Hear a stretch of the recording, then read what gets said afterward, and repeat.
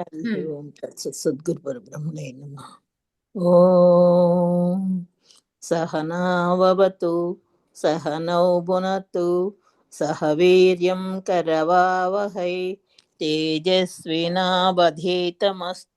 మా విద్విషావహై. ఓం శాంతి శాంతి శాంతి. ఓం నమస్తే అండి. అన్నాం. అమ్మా ఇవి చదువుతారా మీరే చదవండి. లంగ్ లకారం చదువుతానండి. చదవండి. లంగ్ లకార సూత్రాలు. 1 అనద్యతనే లంగ్ 3 2 111. ఇతచ్చ 3 4 100. అంటే ఇది కదులుతుంది, అందుకని నాకు అవునవును. కనిపించింది. ఓకే ఓకే యా ఇప్పుడు లంగ్ లుంగ్ లంగ్ లుంగు లంగ్ కాదు కాదు ఆగండి. లుంగ్ లుంగ్ లంగ్ రింగ్ లుంగ్ క్షవడుదా ష్వడుదాత్తః లుంగు లంగ్. ఆగండి. కాదు రింగ్ కాదు, అది ఫస్ట్ లుంగు లుంగ్ లుంగు లంగ్ లుంగు క్షోడుదాత్తః 6 4 71. తస్య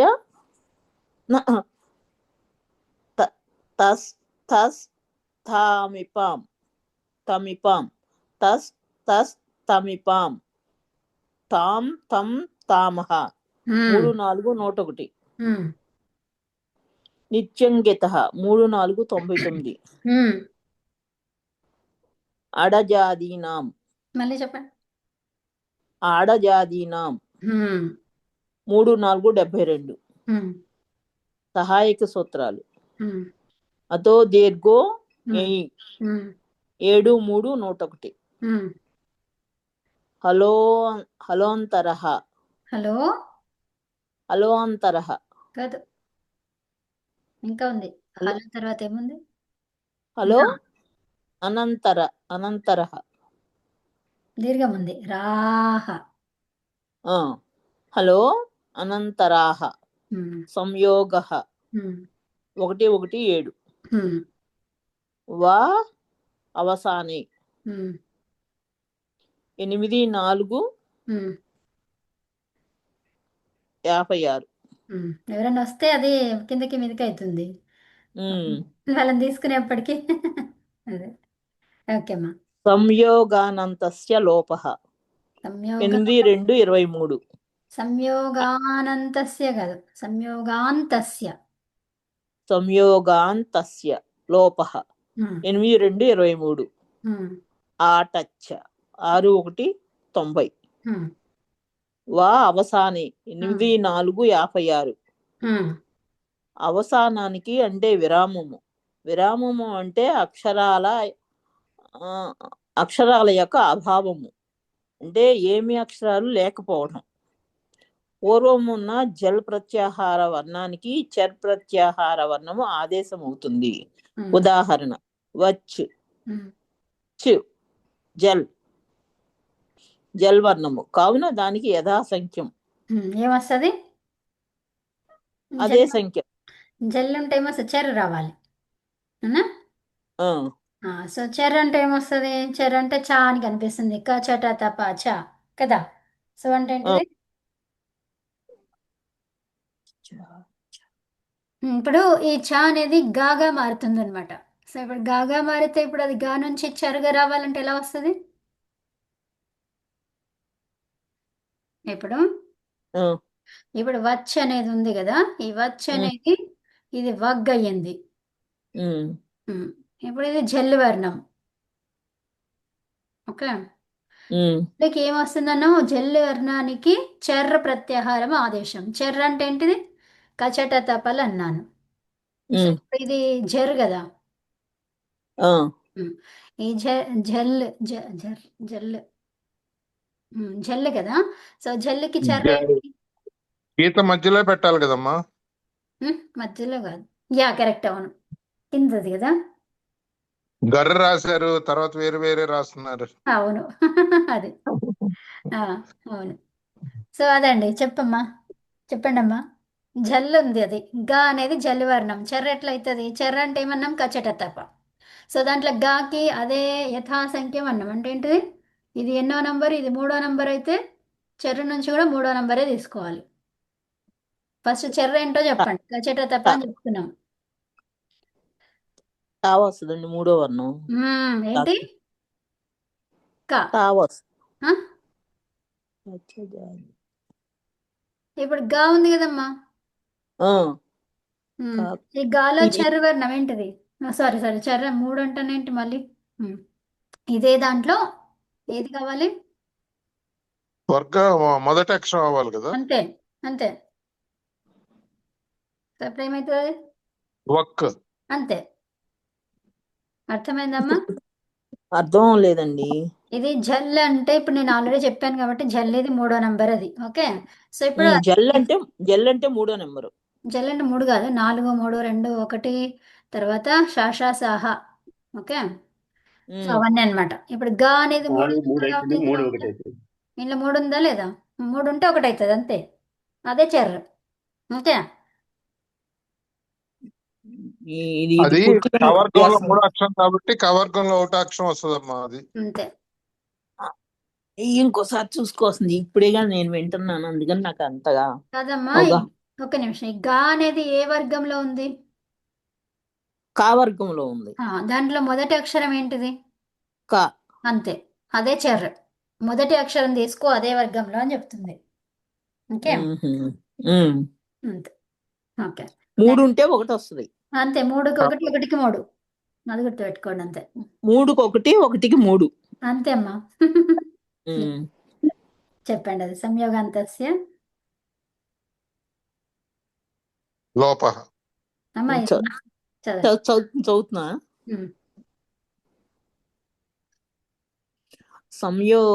సంయోగాంతస్య లోపః 8, 2, 23.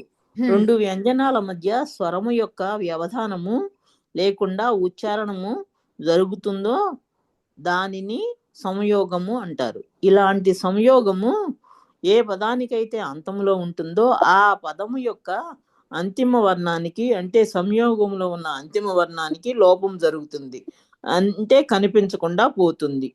అర్థమైందా? 2 వ్యంజనాల మధ్య ఏముండాలి? స్వరము యొక్క వ్యవధానము లేకుండా. అంటే స్వరం అంటే ఏంటి మరి?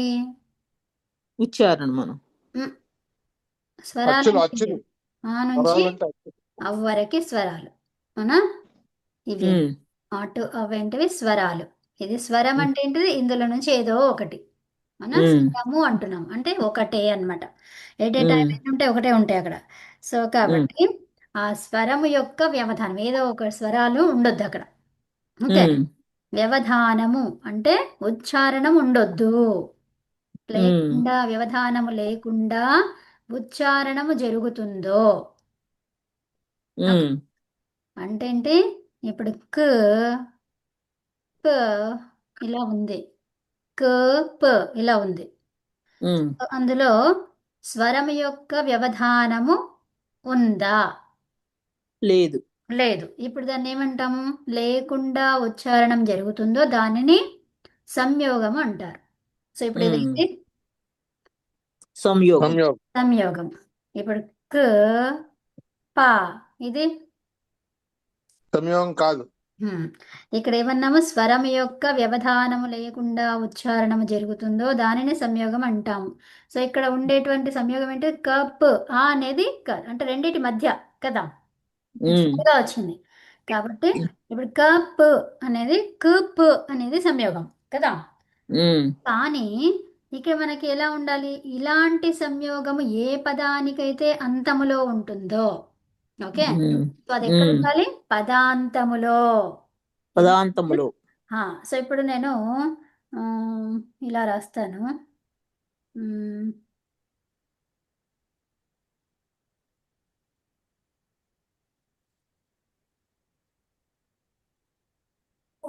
ఏదో సంథింగ్ అట్లా రాశాను. ఓకే. సో ఇలా ఉందమ్మా. ఇది ఇలా ఉంది. ఓకే. సో ఇలాంటి సంయోగము ఏ పదానికైతే అంతములో ఉంటుందో, ఓకే, ఆ ఉమ్, పదము యొక్క అంతిమ వర్ణానికి లోపము జరుగుతుంది. ఓకే, ఉమ్, సో ఉమ్. ఇప్పుడు ఇక్కడ సంయోగం కనిపిస్తుంది నాకు. సో ఇప్పుడు దీన్ని లోపం చేయొచ్చా ఇక్కడ? అంతిమ వర్ణం కాదుగా, చేయకూడదు. సూపర్, అదమ్మా, అంతిమ వర్ణం కాదు కాబట్టి చేరాదు.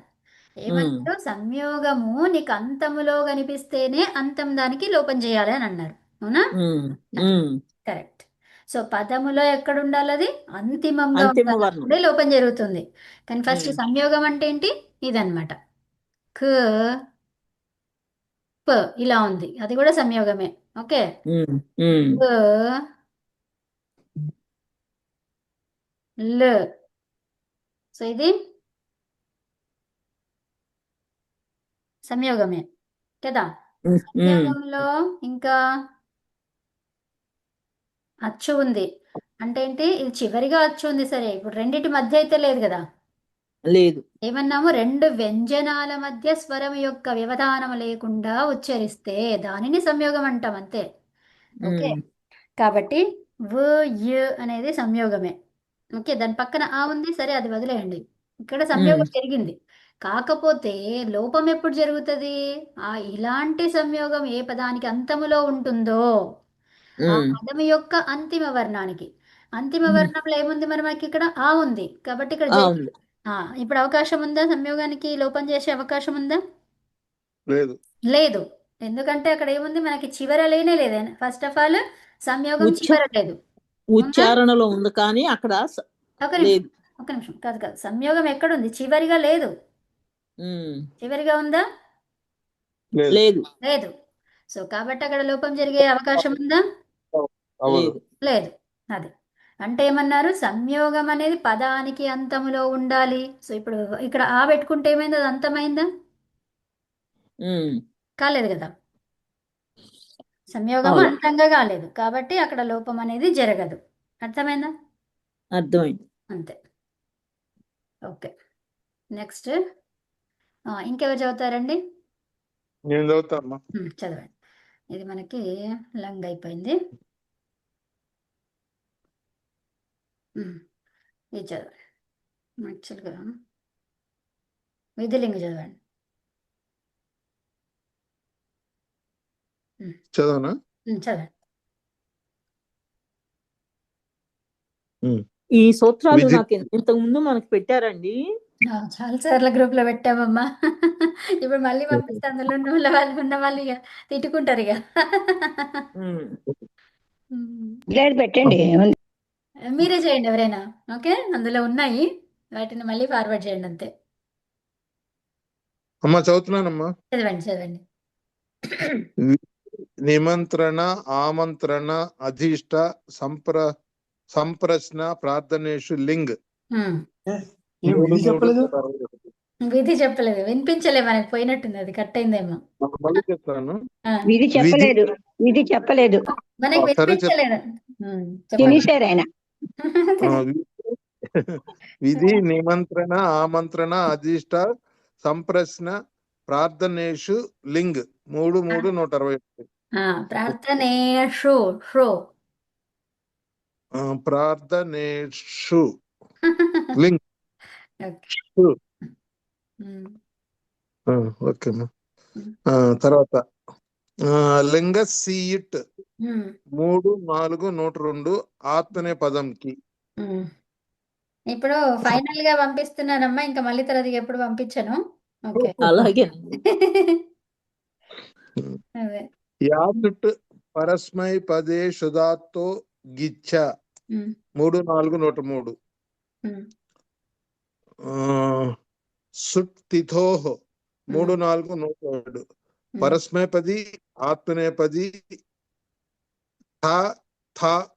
థ ఉంటే దానికి పూర్వం సుట్ ఆగమం వస్తుంది. సుట్లో స్ మిగులుతుంది. తర్వాత ఇప్పుడు తా గాని మహాప్రాణం థా అండు.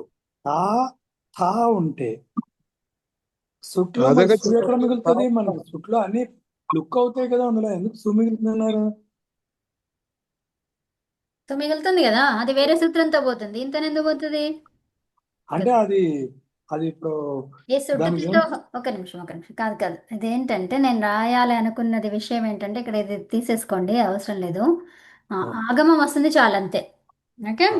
ఉమ్, ఓకే, ఉమ్, మంచి పాయింట్ అడిగారండి ఉమ్. అనంత్ గారు. Thank you. అదే అది మనం అలా ఆల్రెడీ అప్పుడు కట్ చేసాము, తర్వాత ఇది ఆల్రెడీ ప్రింట్ చేసింది ఉంది కాబట్టి ఉంటది అట్లాగే. హెయిర్ జ్యూస్ ఉమ్, 3, 4, 108. ఉమ్. జ్ఞానమపి తవ ప్రసాదమేవ కవి. ఉమ్, ఝీ ప్రత్యయానికి ఆ, జుస్ ఆదేశం వస్తుంది. ఉమ్, లింగ సలోపో అనంత్యస్య ఉమ్, 7-2-79. అంతములో లేని సకార లోపము సార్వధాతుక లింగ్ లకారంలో అంటే విధిలింగులో. ఉమ్, అతో ఏయః 7-2-80. యా స్థానంలో ఈ యు ఆదేశం వస్తుంది. ఉమ్, జస్య రన్ 3-4-105. ఆత్మనే 10. ఇటోత్ 3-4-106. ఇట్ ప్రత్యయస్య అకారాదేశః. ఉమ్. ఏమంటున్నారు ఇక్కడ? ఇటవుత్ ఎక్కడ వస్తుంది? లింగులో. ఉత్తమ పురుషులో లింగలకారంలో ఉత్తమ పురుషులో ఉమ్, ఏకవచనంలో వస్తుందండి. ఉమ్. ఉత్తమ పురుష, ఏ ఉత్తమ పురుష? ఉత్తమ పురుష ఆత్మనేపది ఉత్తమ పురుష. సూపర్. ఓకే, నెక్స్ట్ ఇత్ సంధ్యా సూత్రాలు చదవండి. ఇంకెవరన్నా చదవండి. ఉపదేశే అజనునాసిక ఇత్ ఉమ్, 132. ఉమ్, అలంత్యం ఉమ్, 133. ఉమ్, నా విభక్తౌ తుస్మాహ అంటే 1, 3, 4. ఉమ్, ఆదిరి తొడవహ 135. షః ప్రత్యయస్య 1, 3, 6. షః ప్రత్యయస్య అంటే ఇది ప్రత్యయంలో ఉన్న సకారానికి షకారమా ఎలాగిది? ఒకసారి ఇక్కడ చెప్తారా దయచేసి? చెప్తాను చదవండి, మొత్తం చదవండి, చెప్తాను. 2, 1, 3, 7. లషక్కవ తద్దితే 1, 3, 8. ఇక్కడ మనకి ప్రత్యయాలు స్ఫ అనే ప్రత్యయం ఉందనుకోండి, అది లేదు కానీ ఓకే, మీకు ఇంకొకటి అనుకోండి. సరే అనుకోండి, ఇట్లా ఉంది. స్ఫ అనేది ఇది ఒక ప్రత్యయం. ఓకే, సో ఇప్పుడు ఏమన్నాము? షహ ప్రత్యయస్య అంటే ఏంటి? ప్రత్యయములో షా ఉంటే దానికి ఏమని పేరు? దానికి ప్రత్యయస్య సకారం పెట్టమంటారు. సకారం. ఇక్కడ చూడండి, ఇక్కడ ఏమని పేరు అని అడిగినాను నన్ను ప్రశ్న. ఇత్ సంజ్ఞా సూత్రం అన్నారు. ఇత్ అని పేరు. సో ఇత్ పేరు అయితే ఏం చేస్తారు మీరుగా? దాన్ని లోపం చేస్తాం. తస్య లోప అదర్శన లోప అని 2 చెప్పారు కదా, మీరే చెప్పారు.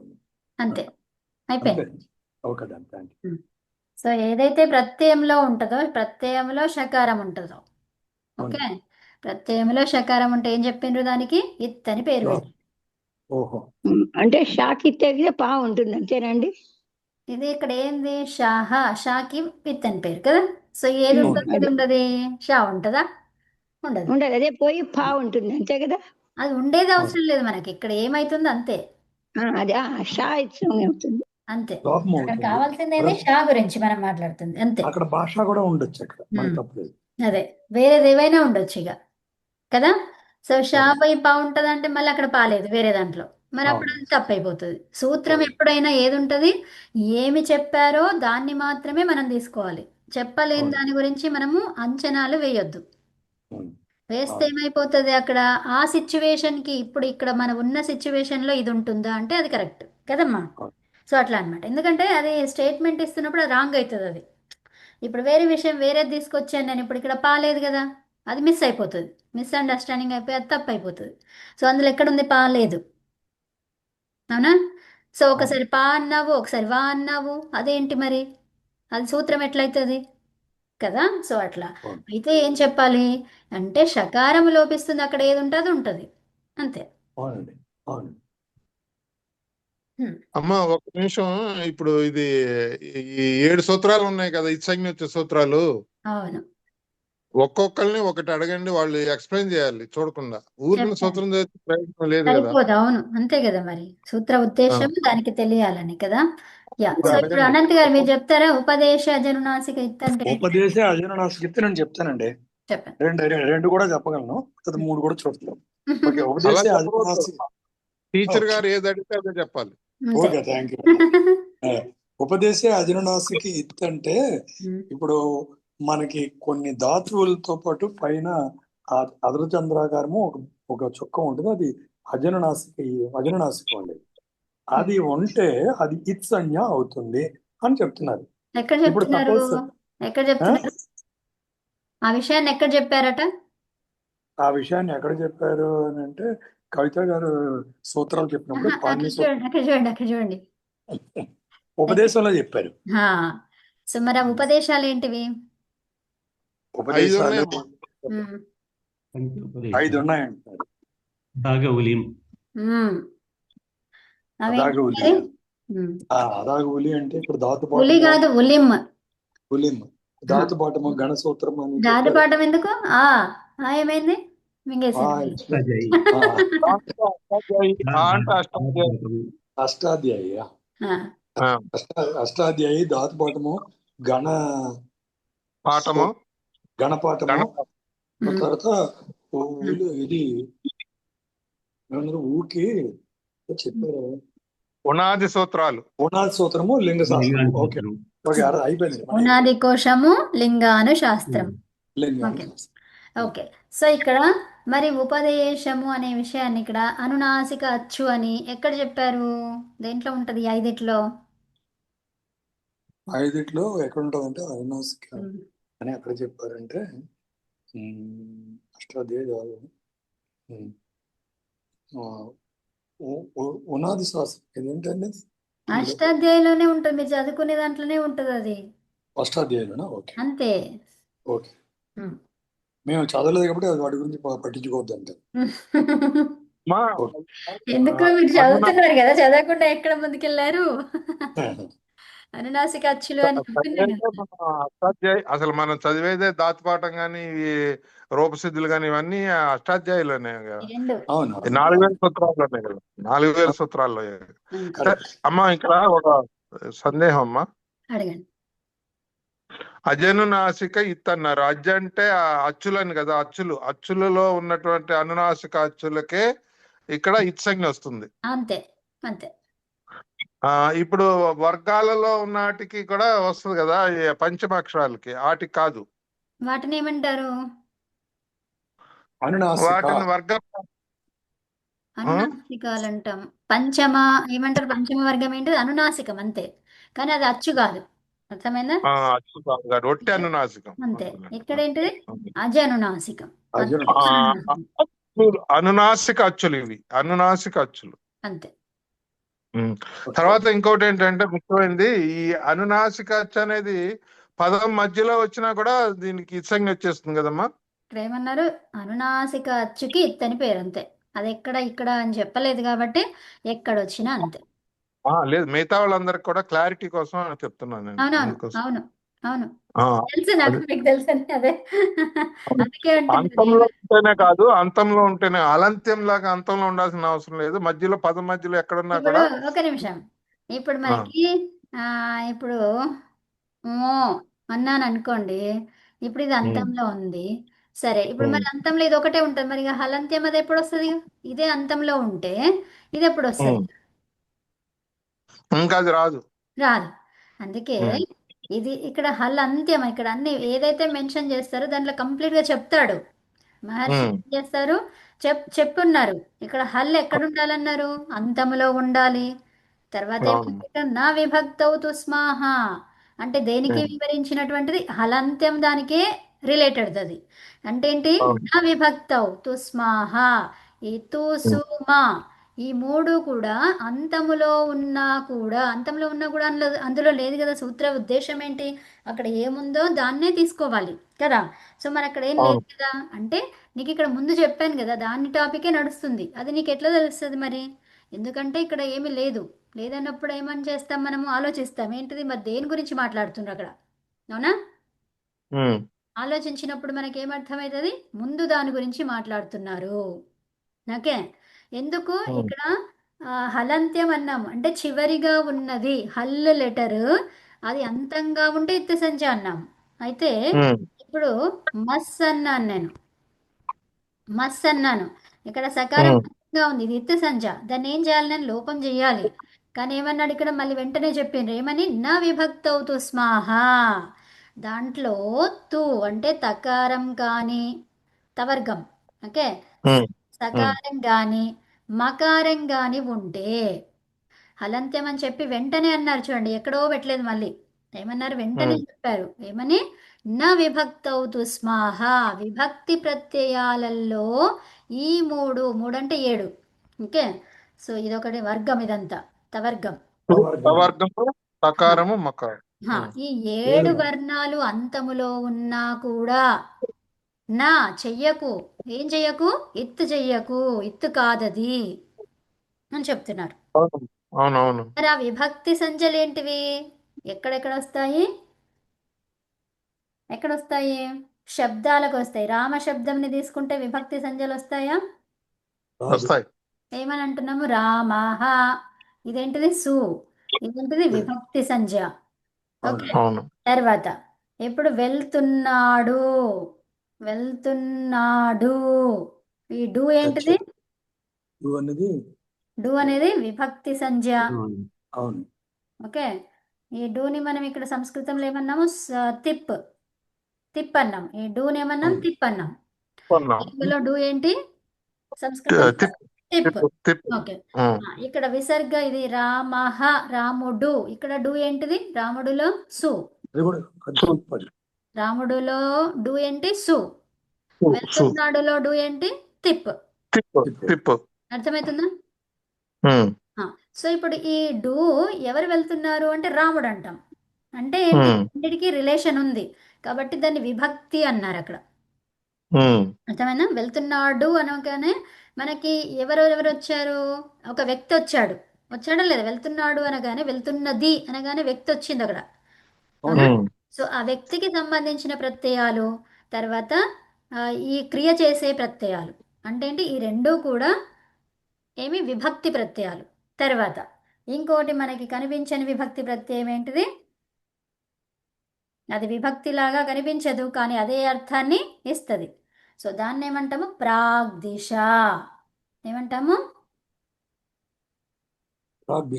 ప్రాగ్దిశ ప్రత్యయాలు. ఈ ప్రాగ్దిశ ప్రత్యయాలు ఏమిస్తాయి? తసిల్. ఓకే. ఇదంతా కాదు, ఒక నిమిషం. ఇప్పుడు గృహతః ఏమన్నాను నేను ఇప్పుడు? గృహతః అంటే ఏంటి? ఈ తహలో ఈ తహ అనేది ఏంటిది? నుండి. తహ అనేది ఏంటిది ఇక్కడ? నుండి. ఈ నుండి ఏంటిది? పంచమి విభక్తి వచ్చిందా? వచ్చింది. కానీ విభక్తి ప్రత్యయంలో నుండికి ఈ తహ ఉందా? లేదు. అంటే ఇది ప్రాగ్దిశలో ఉంది. అంటే ఏంటి? అర్థాన్ని ఇస్తుంది అంతే. కాకపోతే ఆ విభక్తి ప్రత్యయాలు ఏవైతే ఉన్నాయో దాంట్లో ఇది లేదు. ఓకే. సో విభక్తి ప్రత్యయాలకి వేరుగా ఉంది ఇది. ఓకే. కానీ ఇది ఒక ప్రత్యయం. ఆ ప్రత్యయము ఏ అర్థాన్ని ఇస్తుంది? విభక్తి యొక్క అర్థాన్ని ఇస్తుంది. అర్థమైందా? అవును. మరి అపదాని పంచమి అని చెప్పుకున్నాం కదా మనం. ఒక్క నిమిషం ఆగండి, అది కాదు, అది సూత్రాలు వద్దు ఇక్కడ. మనం ఏమన్నాము? పంచమి అనేది చెప్పుకున్నాం. పంచమి ప్రత్యయాలు ఏంటివి అక్కడ చెప్పండి? సు, ఔజస్, అమ్, ఔషస్, టాభ్యాంభ్యస్, తర్వాత గసిభ్యాంభ్యస్, గి, ఓ ఏంటి? గసిభ్యాంభ్యస్. ఇంకేమొస్తుందండి?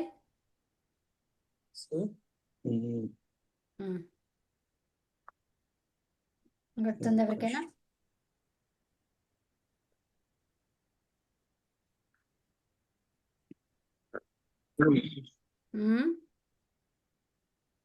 నసీభ్యాంభ్యస్ అనుకుంటామ్మా. నసిభ్యాంభ్యస్, అదే రెండు సేమ్ అక్కడ అవే వస్తాయి కదా.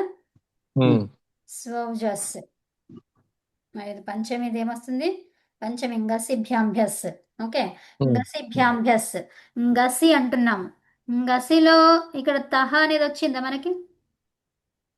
వచ్చిందా రాలేదా? ఎక్కడ వచ్చింది? రాలేదండి. రాలేదు.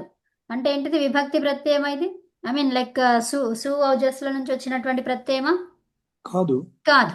అందుకే దీన్ని ఏమన్నారు? ప్రాగ్దిశ ప్రత్యయం అన్నారు. ఏమన్నారు దీన్ని? ప్రాగ్దిశ. ప్రాగ్దిశ. ఈ ప్రాగ్దిశాలు దేనికి సంబంధించినవి? విభక్తి అర్థాన్ని ఇచ్చేటువంటివి. కాబట్టి ఇది విభక్తి ప్రత్యయం. అర్థమైందా? సుఔజస్సుల్లో ఉన్నటువంటి ఇప్పుడు మీరు అధికారే ఆధారే అదే చెప్తున్నారు కదా, అట్లా అపాదానే అది పంచమి అని చెప్తున్నారు కదా, అది రాదు అక్కడ. ఓకే, ఓహో. అపాదానే పంచమి రాదు. ఏమొస్తుంది? వేరే అర్థముతో, తహ అనేది వేరే అర్థముతో పంచమి యొక్క అర్థాన్ని ఇస్తుంది, నుండి అనే అర్థాన్ని ఇస్తుంది. ఈ సూత్రాలు వద్దు, ఓహో. మీరు వినండి. జస్ట్ ఏంటి ఇది, ఓకే. మనకి ఈ 21లో ఉన్నటువంటి రామశబ్దంని తీసుకున్న 21లు రావు. వస్తున్నాయా? గసి వస్తే రావు. ఇక్కడ మిగిలింది ఏంటి మనకు? గకారం లోపం. ఏంటి అవును. గకారం ఎట్లా సంధ్యాది? లషక్ గసి. అది ఇది తద్దితే. కదమ్మా, లసక్కో తద్దితే, కవర్గం. కవర్గం కవర్గం. కవర్గం. సీలో ఏంది? ఇకారం ఉపదేశే. సో ఇప్పుడు మిగిలింది ఉమ్. ఏంటి? అస్. ఇప్పుడు అస్సులో మనకు తహ ఎక్కడ కనిపిస్తుంది? లేదు కదా. లేదు. సో కాబట్టి ఆ ప్రత్యయం కాదు కదా. కాదండి. కాదు. సో ఇప్పుడు ఇంకో ప్రత్యయం తీసుకొస్తా నేను. ఇప్పుడు చెప్పండి. తస్యం చెప్పండి ఇది.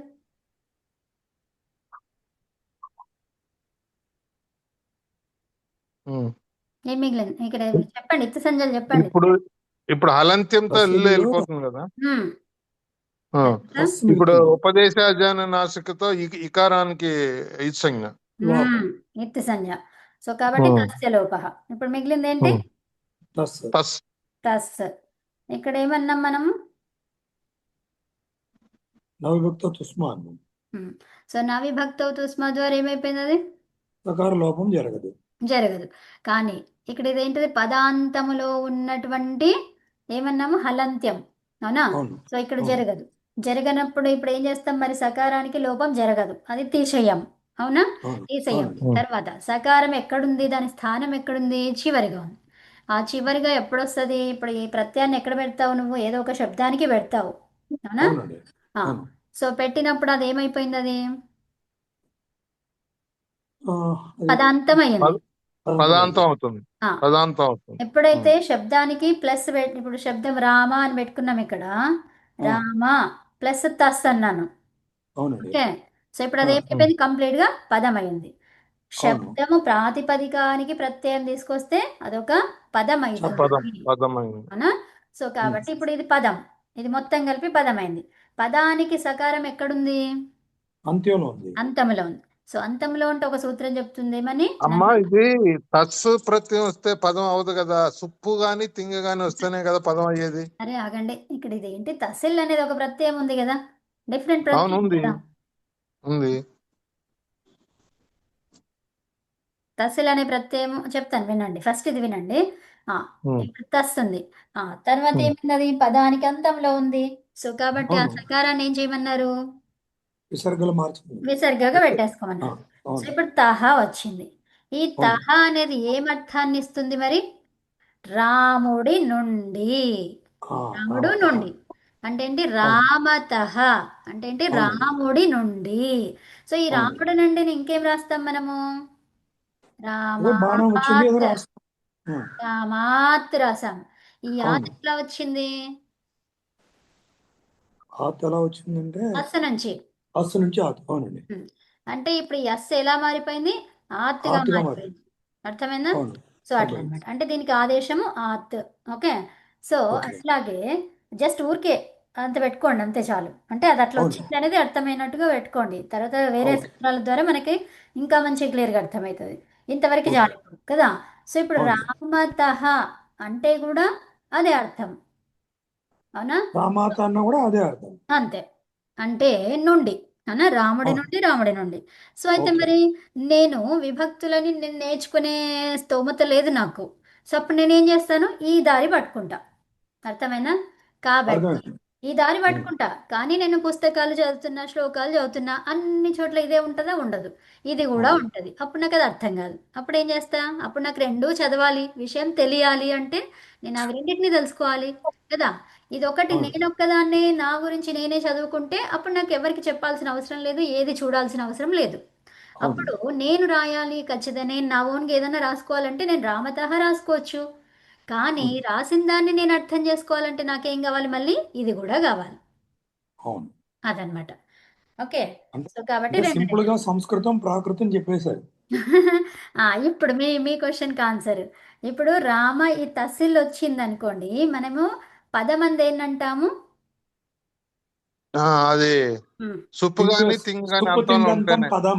ఆ, సుప్పు తింగంతం సుప్పు పదం. తింగంతం పదం, అవునా? ఉమ్. సో ఇప్పుడు సుప్పు గాని తింగ గాని ఉంటేనే పదం అవుతుంది, అవునా? అవును అవును. అవును సో మరి ఇప్పుడు ఇంకొకటి, అక్కడ ఒకటే దగ్గర ఆగిపోలేదు. పదం అంటే ఇంకా చాలా ఉన్నాయి, అది ఒకదానికే పదం అని చెప్పలేదు. అది బేసిక్ రూల్ అది. ఓకే. ఓకే. సో బేసిక్ రూల్లో సుప్పు తింగంతం పదం అదొకటి. ఇంకా మరి పదం అంటే ఏంటి, ఇంకా దేన్ని పదం అంటాము? ఓకే, ఇప్పుడు రామ ఉంది, ఓకే, ప్లస్ గస్ అన్నాం మనం. ఓకే, ఈ గస్ అనే ప్రత్యయం ఎక్కడొచ్చింది? పంచమి. ఓకే, పంచమి. ఈ మూడింటిని వదిలేసి, మూడంటే ప్రథమలో ఏకవచనం, ద్వివచనం, బహువచనం. తర్వాత ఇక్కడ ద్వివచనం, ద్వితీయ విభక్తిలో ఏకవచనం, ద్వివచనం. బాగున్నావా? ఆ? ఆ, ఆ, ఆ, 5. ఈ ఐదింటిని వదిలేసి మిగతా ఇంకా ఎన్నున్నాయి? 21 ప్రత్యయాలల్లో 5 పోయినాయండి. ఎన్నున్నాయి ఇంకా? 5 పోతే 16 ఉన్నాయి. 16 ఉన్నాయి. సో ఈ 16కి ఈ పక్కనుంటే చాలు ఈ పద సంజ్ఞ వచ్చింది. మరి సుప్తింగంతం పదం అన్నాం, మరి తింగు కలపకపోయినా ఇది పదం అయ్యింది. ఎలా అయ్యింది? ఓహో. అర్థమైందా? అదొక్క దగ్గరనే ఆగలేదు మహర్షి, ఇంకా చెప్తూ పోయిండు. మొత్తం ఎన్ని 4000 సూత్రాలలో పదం అంది దేన్ని అంటారు అని చెప్తూ పోయిండు ఇంకా. ఓకే, ఓహో. ఫస్ట్ ఏమన్నాడు? సుప్తింగంతం పదం. ఎందుకు ఈ 5 వదిలారంటే ఇవి సర్వనామ సంజ్ఞలు కాబట్టి వదిలారు, అంతేనా? ఏంటంటే ఈ 5 కాదన్నారు ఎందుకన్నారంటే ఇవి సర్వనామ సంజ్ఞలు కాబట్టి కాదన్నారా? సోట్ అంటే అసర్వనామ సుప్తాన్ని స్థానం. దీనికి ఏం పేరు పెట్టిండు? అసర్వనామ స్థానం. అసర్వనామస్థానం. సర్వనామ స్థానము కాని అంటే అసర్వనామ స్థానం అని దీనికి పేరు పెట్టిర్రు అంతే. ఇక మళ్ళీ దానికి ఏంటిది అట్లా కాకుండా వీటికి ఈ ఐదింటికి ఏమని పేరు పెట్టిండ్రు అలాగనమాట. ఓకే, అవునండి. ఇప్పుడు గృహం అని దేన్ని పేరు పెట్టారు? ఇంట్లో 4 గోడలుండి నివసించడానికి ఉంటే దాన్ని ఒక ఇల్లు అని చెప్పుకున్నాం. అట్లాగే అవును. సో ఈ ఐదింటికి ఏమని పేరు పెట్టారు? అసర్వనామ